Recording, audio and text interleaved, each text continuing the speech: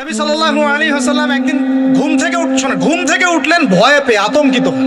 নবীজি ভয়ে পেয়ে আতঙ্কিত হয়ে ঘুম থেকে উঠে বলছেন লা ইলাহা ইল্লাল্লাহ, লা ইলাহা ইল্লাল্লাহ। তখন তার স্ত্রী পাশে যিনি শুয়ে আছেন সাল্লাল্লাহু আলাইহি ওয়াসাল্লাম বলছেন ওয়াইলুল লিল আরব, ওয়াইলুল লিল আরব মিন শাররি ক্বাদ ইখতারাব।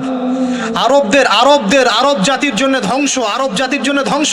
কি ভয়ঙ্কর ফিতনা ধেয়ে আসছে ওদের দিকে, কি ভয়ঙ্কর ফিতনা ধেয়ে আসছে। এবং তিনি হাতের ইশারা করে দেখালেন এইভাবে যে আজকে নবীজি বলছেন 1400 বছর আগের কথা, 1445 বছর আগের কথা, 1445 বছর আগে নবীজি বলেছেন আজকে, ওই সময় আজকে ইয়াজুজ আর মাজুজের যে দেয়ালের কথা মনে আছে? জুলকারনাইনের সময় দেয়াল, এই দেয়াল এতটুকু পরিমাণ খুলে দেয়া হয়েছে, এতটুকু পরিমাণ খুলে দেয়া হয়েছে 1400 কত বছর আগে? 45। তখন তার স্ত্রী বলছেন আনুহলিক ওয়াফিনা সালিহিন, আনুহলিক ওয়াফিনা সালিহিন ইয়া রাসূলুল্লাহ, হে আল্লাহর রাসূল সাল্লাল্লাহু আলাইহি ওয়াসাল্লাম, আমাদের মধ্যে ভালো মানুষরা থাকা সত্ত্বেও কি আমরা ধ্বংস হয়ে যাব? আপনি যে বলছেন ওয়াইলুল লিল আরব, আরবদের জন্য ধ্বংস। নবীজি বলছেন নাম, হ্যাঁ নাম, হ্যাঁ ধ্বংস হয়ে যাবে। ইযা কাসুরাতিল খাবাস, যখন নগ্নতা, বেহায়াপনা, অশ্লীলতা সমাজে রন্ধ্রে রন্ধ্রে ছড়িয়ে পড়বে, তখন আলেম জালেম সব ধ্বংস হবে। এই হাদিসটা অকাট্য হাদিস বুখারী মুসলিমের, মানে এটা সহিহ, এটা বিষয়ে কোনো সন্দেহ নেই। তাহলে নবীজি 1445 বছর আগে বলছেন যে আরবদের জন্য ধ্বংস ধেয়ে আসছে, এবং দেয়াল এভাবে খুলে দেয়া হয়েছে। কাদের দেয়াল? ইয়াজুজ আর মাজুজ। আর ইয়াজুজ আর মাজুজের সাথে আরবদের ধ্বংসকে সম্পর্কিত করা হলো না?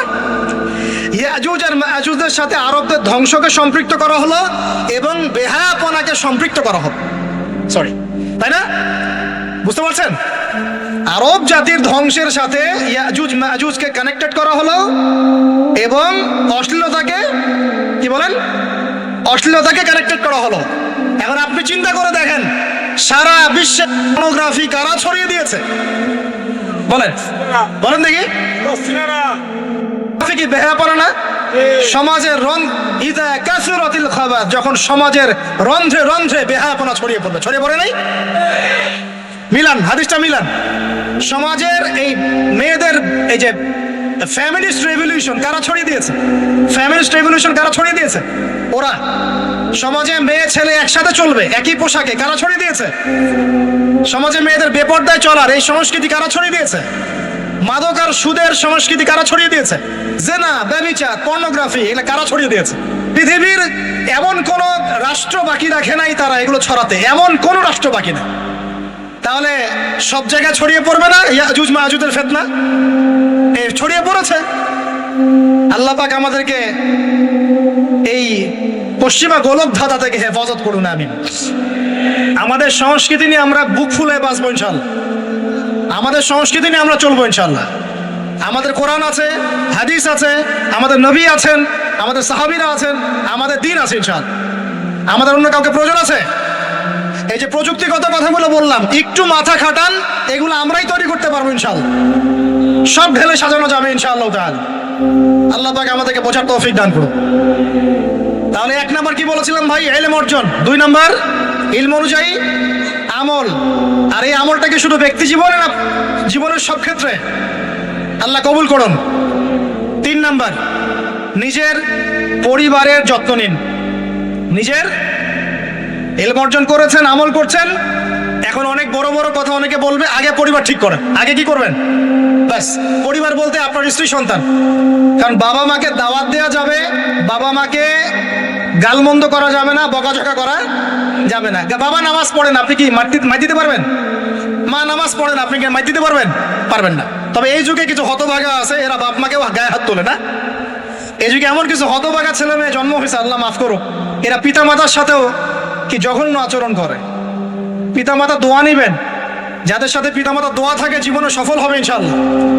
যার সাথে পিতামাতার দোয়া নাই, অবস্থা খারাপ। আল্লাহ মাফ করবে আমাদেরকে। এখন পরিবার বলতে আপনার স্ত্রী সন্তান প্রথম প্রায়োরিটি পাবে, আর পিতামাতাকে আপনি দাওয়াত দিবেন, নসিহত করে বোঝানোর চেষ্টা করবেন। আপনার সন্তান যদি 10 বছর বয়সে নামাজ না পড়ে, তখন তাকে আপনি পিটাতে পারবেন, কিন্তু আপনি বাবাকে মারবেন পারবেন? আর পরিবারের কিছু বিষয়ে এটা আপনি পাবেন প্যারেন্টিং বইয়ের মধ্যে। আর আল্লামা তাকি উসমানী দামাত বারাকাতুহু শাইখের একটা কিতাব আছে ইসলাম ও পারিবারিক জীবন, ইসলাম ও পারিবারিক জীবন। এই বইটা পড়লে আপনি অনেক কিছু জানতে পারবেন। আমি ডিটেলস বলে দেওয়ার সময় পাচ্ছি না আজকে। এক কথায় পরিবারের মধ্যে তাওহীদ থাকবে, শিরক থাকবে না, ঠিক আছে? পরিবারের মধ্যে সুন্নতের চর্চা থাকবে, কোনো বেদাত থাকবে না। পরিবারে হালাল রিজিক থাকবে, কোনো হারাম ঢুকবে না। পরিবারের বিয়ে করব যখন দিনদারিতা দেখে মেয়ে চুজ করব, সৌন্দর্য শ্বশুরের টাকা পয়সা দেখে নয়। হ্যাঁ, সৌন্দর্য থাকতে পারে, সৌন্দর্য থাকলে নূরুন আলা নূর, আরো ভালো। কিন্তু যদি মেয়েটা এই যে আমাদের এখনকার সুন্দরী বলতে আপনারা যাদেরকে বোঝেন, নাম নিচ্ছি না, তাদের মতো সুন্দরী নাও হয়, মন খারাপ করার কিচ্ছু নাই। এগুলো সব আর্টিফিশিয়াল সুন্দর। কি সুন্দর? আসল সৌন্দর্য হচ্ছে কলবে। আসল সৌন্দর্য কোথায়? কলবে। আর তাদের কাছে যা আছে আপনার স্ত্রীর কাছে তাই আছে।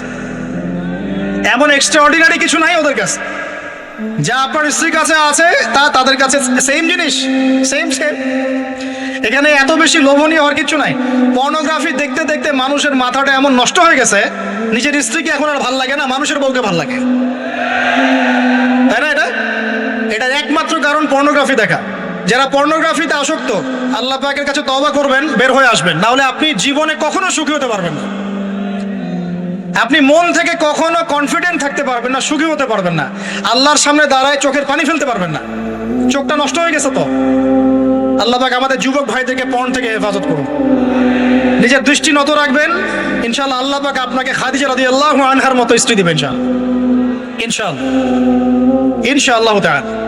আল্লাহর প্রতি ভরসা রাখেন, আল্লাহ পাকের কাছে যা চাবেন ইনশাআল্লাহ পাবেন। আল্লাহর প্রতি যে ধারণা রাখবেন আল্লাহ তেমনই হবেন ইনশাআল্লাহ। কেউ যদি ধারণা রাখে আল্লাহ আমার সাথে নাই, আল্লাহ আমাকে দিবে না, আল্লাহ তার সাথে থাকবে না।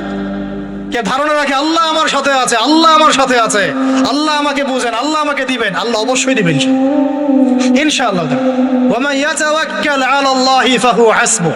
যে ব্যক্তি আল্লাহর প্রতি তাওয়াক্কুল করে আল্লাহ তার জন্য একদম যথেষ্ট হয়ে যাবে। হাসবুনাল্লাহ ওয়া নি'মাল ওয়াকিল। বলেন হাসবুনাল্লাহ ওয়া নি'মাল ওয়াকিল। স্ত্রী চুজ করবেন কি দেখে? শ্বশুরের টাকা? যৌতুক নেবেন?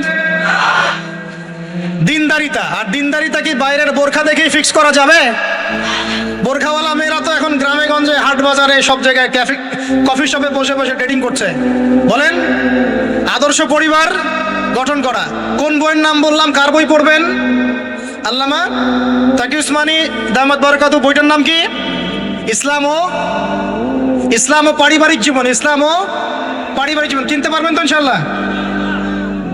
বন্ধুদের সাথে চা খেতে বসলে 1000 টাকা বিল হয়, এখন 500 টাকা বিল হয় না? একটা বই কিনতে 200 টাকা লাগে না। কিনতে পারবো কিনা?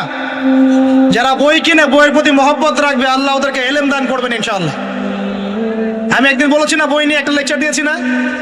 বই কিনতাম টাকা বাঁচিয়ে। বিশ্বাস করেন এখন বই হাদিয়াই পড়ে শেষ করতে পারি না আমরা। হাদিয়ার পর হাদিয়া বই পড়ে আছে বাসা, শেষই করতে পারছি না। বইয়ের প্রতি মহব্বত রাখেন, আল্লাহ পাক আপনাকে অনেক জ্ঞান দিবেন ইনশাআল্লাহ। 4 নাম্বার, খুব শর্ট করে শেষ করি। 4 হচ্ছে আমাদের রিজিকটা হালাল করতে হবে। রাজি আছি ইনশাআল্লাহ? রিজিক হালাল মানে কি? রিজিকের মধ্যে কোনো সুদ থাকবে না। রিজিকে কোনো সুদ যে খায় সে মায়ের সাথে জেনা করে। সুদ যে খায় সে আল্লাহ এবং তার রাসূলের সাথে যুদ্ধ করে। আমি এমন একজন ব্যক্তির কথা শুনেছি যে সুদ খেত, আল্লাহ মাফ করুক তাকে, আল্লাহ মাফ করুক। আমাকে বলেছেন একজন, আমি শুনেছি এটা, যে ইন্তেকালের পরে দুনিয়াতেই পেটটা ফুলে গিয়েছে। নাউজুবিল্লাহ, আল্লাহ হেফাজত করুন। মেরাজের রাতে নবী দেখে এসেছেন সুদখোরের পেটের মধ্যে সাপ কিলবিল করছে, রক্তের নদীতে ফেলে মাথা ফাটিয়ে দেওয়া হচ্ছে। আল্লাহ এবং তার রাসূলের সাথে যুদ্ধ করে কেউ সফল হতে পারবে? আল্লাহর ওয়াস্তে সুদের চাকরিটা ছেড়ে দেই ভাই, আল্লাহর ওয়াস্তে ছেড়ে দেই, সুদের চাকরি ছেড়ে দেই। আল্লাহর হাতে আমার রিজিক, আল্লাহই খাওয়াবেন ইনশাআল্লাহ। সারা দুনিয়ার লক্ষ কোটি মাখলুককে আল্লাহ যদি খাওয়াতে পারেন, আমাকেও সুদ ছাড়া খাওয়াতে পারেন ইনশাআল্লাহ। খালি ধৈর্য ধরেন, রিজিক আসবেই ইনশাআল্লাহ। আর যেখানে ঘুষ সেখানে নাই, যেখানে ঘুষ সেখানে আমি নাই। এখানে ভাই যদি কোনো সরকারি কর্মকর্তা থাকেন বা কেউ যদি ঘুষের সাথে সম্পৃক্ত থাকেন, সরকারি বেসরকারি যেই হন, আজকে রাত্রে বাসায় গিয়ে খাস তওবা করে নেন। আল্লাহ, আমি জীবনে যত অর্থনৈতিক অন্যায় করেছি আমাকে মাফ করুন। আল্লাহ পাক মাফ করে দিবেন ইনশাআল্লাহ। এবং আগামী জীবনে ঘুষমুক্ত জীবন যাপন করার চেষ্টা করি। আল্লাহ তৌফিক দান করুন। অমুসলিমরা এখন এইসব সংস্কৃতি মেনে চলে, মুসলিমরা কেন মানবে না? মানা উচিত কি না? আল্লাহ তৌফিক দান করুন। আর ব্যবসার মধ্যে কিন্তু অনেক রিজিক আছে, 10 ভাগের 9 ভাগই কোথায়? ব্যবসায়। শুধু চাকরির পিছনেই ছুটবেন না। আর চাকরি যদি করেন অনেস্টির সাথে করবেন, উদ্যোক্তা হন, অর্থনৈতিকভাবে নিজেকে স্বাবলম্বী করার চেষ্টা করেন, তারপরে বিয়ে শাদী করতে যান। আল্লাহ পাক তৌফিক দান করুন। না হলে ছেলে মানুষের সম্মান কমে যায়, ছেলে মানুষকে হাত পাততে হলেই সম্মান কমে যায়। তো প্রিয় ভাইরা, 4 নম্বর নসিহত খুব সংক্ষিপ্ত করে, আমাদের রিজিক হতে হবে কি ভাই? হালাল। আমি এমন আলেমকে চিনি, এমন আলেমের সোহবতে গিয়েছিলাম যে বাহিরের হোটেলের মুরগির গোশত, গরুর গোশতও খায় না। অবাক হলেন তাই না?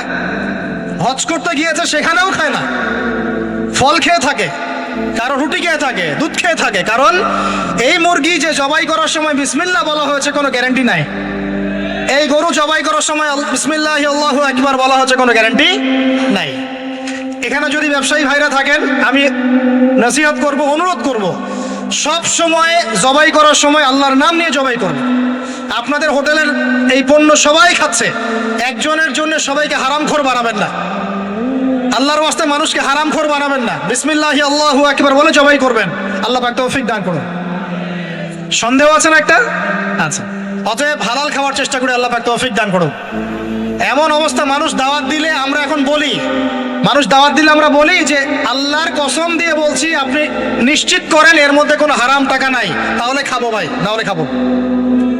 নিশ্চিত করতে পারলে খাবো, না হলে খাবো না। এভাবে রিজিকটাকে শক্ত করে হালাল করার চেষ্টা করি। আল্লাহ আমাদের সবাইকে তৌফিক দান করুন, আমিন। একটা দোয়া পড়লে হালাল রিজিক পাওয়া যায়, আমার সাথে পড়েন। আল্লাহুম্মা ইকফিনি বিহালালিকা আন হারামিকা ওয়া আগনিনি বিফাদলিকা আম্মান সিওয়াকা। এই দোয়াটা পড়লে ইনশাআল্লাহ হালাল রিজিকের প্রাচুর্য আসে। আল্লাহ তৌফিক দান করুন। আর 5 নম্বর হচ্ছে ভাই, ইলম অর্জন, আমল, পরিবার গঠন এবং হালাল খাওয়ার সাথে আমাদের সবাইকে, প্রত্যেক মুসলিম ভাইকে, শুধু আলেম, দায়ী, মুআল্লিম, ইমাম সাহেব তাদের জন্য নয়, প্রত্যেক মুসলিম ভাইকেই কমপক্ষে পার্ট টাইম দাওয়াতি কাজ করতে হবে। রাজি আছি? কমপক্ষে পার্ট টাইম, ফুল টাইম না হোক, কমপক্ষে পার্ট টাইম দাওয়াতি কাজ করতে হবে। ডক্টর জাকির নায়েক স্যার এই কথা বলেন। তিনি বলেন যে প্রত্যেক মুসলমানকে, কনভারসেশনের মধ্যে এক ফাঁকে বলছিলেন যে প্রত্যেক মুসলমানকে কমপক্ষে পার্ট টাইম, দিনে 1 ঘন্টা, দিনে আধা ঘন্টা, দিনে 2 ঘন্টা দাওয়াতি কাজ করতে হবে। এভাবে যদি সবাই মিলে উম্মার দায়িত্ব কাঁধে নেই, দিন এগিয়ে যাবে ইনশাল্লাহ, প্রচার বাড়বে, প্রসার বাড়বে, কায়েমও হবে ইনশাল্লাহ। হবে কিনা ইনশাল্লাহ? বাংলার ঘরে ঘরে তকি উসমানী তৈরি করতে হবে, হাফিজাহুল্লাহ, পারবেন তো? বাংলার ঘরে ঘরে বড় বড় আলেম তৈরি করতে হবে, বাংলার ঘরে ঘরে আলেম তৈরি করতে হবে, ঘরে ঘরে আলেম। আল্লাহ পাক তৌফিক দান করুন। এখন দাওয়াতি কাজ করার আগে নিজের ইলম অর্জন করতে হবে, দাওয়াতি কাজ করার যোগ্যতা অর্জন করতে হবে, নিজের আধ্যাত্মিকত্ব আনতে হবে, তাসকিয়া আনতে হবে। এবং আরেকটা কথা বলতে ভুলে গেছি, হকপন্থী আলেম ওলামার সাথে সম্পর্ক রেখে সোহবতে থাকবেন, একা একা থাকবেন না, একা একা চলবেন না, আলেম ওলামার সাথে পরামর্শ করে চলবেন। দাওয়াতি কাজ করলে কি পাবেন ভাই? একটা হাদিস দিয়ে শেষ করে দেই। দাওয়াতি কাজ করলে যা পাবেন, নবী সাল্লাল্লাহু আলাইহি ওয়াসাল্লাম বলেছেন, কোন ব্যক্তির দাওয়াতে যত মানুষ এই কল্যাণের পথে আসবে, সমস্ত কল্যাণের একটা অংশ নেকি ওই ব্যক্তি পাবেন। মানে আপনি দাওয়াতি কাজ করছেন, আপনার দাওয়াতি কাজের বদৌলতে যত মানুষ দিনের দিকে আসছে, দিনের বুঝের দিকে আসছে, নামাজ পড়ছে, কোরআন তেলাওয়াত করছে, ইত্যাদি ভালো কাজ করছে, সমস্ত নেক আমলের একটা অংশ আপনার আমল নামায় অটোমেটিক যোগ হবে ইনশাআল্লাহ। খুশি হন নাই? এর চেয়ে বড় কোনো ব্যবসা নাই, এর চেয়ে বড় কোনো ব্যবসা নাই। আর যদি কেউ মানুষকে ভুল পথে ডাকে, এই যে ভুল দাওয়াতি কাজ করে, মানুষকে বিভ্রান্তির দিকে ডাকে, তাহলে সমস্ত মানুষের গুনার একটা অংশ ওই ব্যক্তির আমল নামে চলে যাবে। নাউযুবিল্লাহ। আর আমরা যদি দাওয়াতি কাজ ছেড়ে দেই, আল্লাহ রাসূল বলেছেন আল্লাহ পাকের পক্ষ থেকে গজব আসবে, সুম্মা তাদউনাহু, এরপর তোমরা আল্লাহকে ডাকবে, লা ইউস্তাজাবু দুআকুম, তোমাদের দোয়া আল্লাহ কবুল করবেন না। বলেন নাউযুবিল্লাহ। অতএব আমরা নিজেরা দাওয়াতি কাজ করব, পরিবারের তালিম চালু করব, পরিবারের মধ্যে ইসলামের দাওয়াতি কাজ থাকবে, কমিউনিটি করব, মাদ্রাসা, মসজিদ, মক্তব, বিভিন্নভাবে ইসলামের সম্ভাব্য সকল মাধ্যমে, বর্তমান সমসাময়িক সম্ভাব্য সকল মাধ্যমে দাওয়াতি কাজ করব ইনশাআল্লাহ তাআলা। আল্লাহ পাক আমাদের সবাইকে দাওয়াতের সাথে, দাওয়াতের মেহনতের সাথে লেগে থাকার তৌফিক দান করলেন। সম্মানিত দিনী ভাইরা, আজকে সংক্ষিপ্ত সময়ের মধ্যে আমরা যে 5টা মৌলিক বিষয় আলোচনা করেছি, তার আলোকে আমরা দোয়া করি আল্লাহ পাক আমাদের সবাইকে দ্বীনের ইলম অর্জনের তৌফিক দান করুন। আমাদের সবাইকে আল্লাহ পাক নবীর সুন্নাহর পাবন্দ বানিয়ে দেন।